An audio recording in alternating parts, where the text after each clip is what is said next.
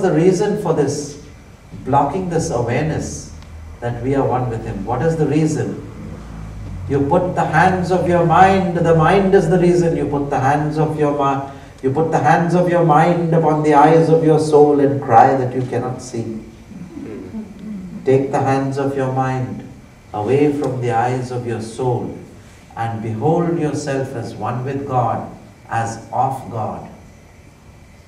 And the best, simplest and most dynamic way to do it is by the practice of Kriya Yoga. That seals the deal.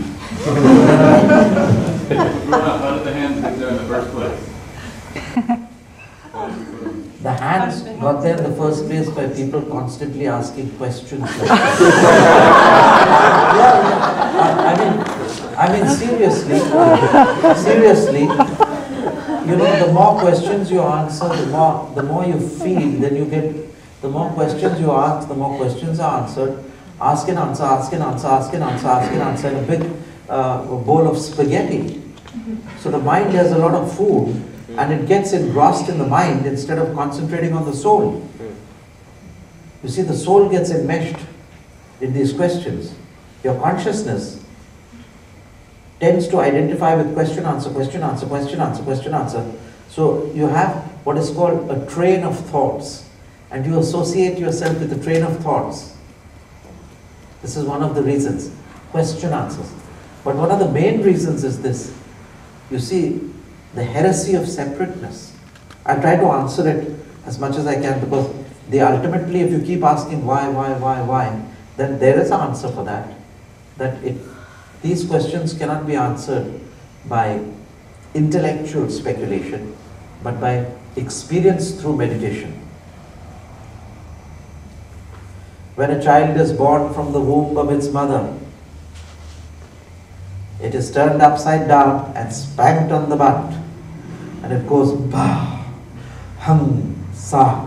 Then the currents of its soul, the currents from the child's soul are so forcefully conveyed into its flesh and mind and sinews and nerves that the effect is mistaken for the cause, and the child idolatrously imagines itself to be a physical body and mind and not the soul.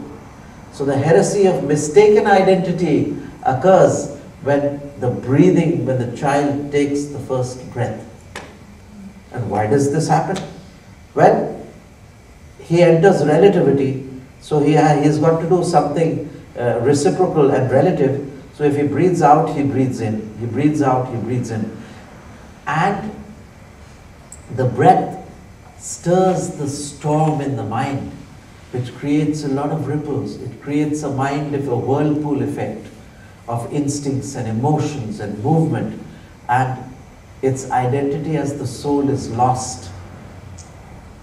The heartbeat, the breath, the outward noise, the feeling of its flesh, all these things deceive it into thinking that it is a physical body and not a soul. But then now you're retracing the steps of your consciousness is retracing its steps to its original soul. This is done by Kriya Yoga. You are always divine, but your retracing is done now. The special people say we want to search for the lost truth, our parent source. And therefore the yogis come and tell you, you're not this house of flesh and bone which sleeps, decays and dies. You are immortal consciousness, Lord of the earth and the skies. I? Is the talk fulfilling? Do you feel fulfilled? By heart and by intellect? I? Okay, next question.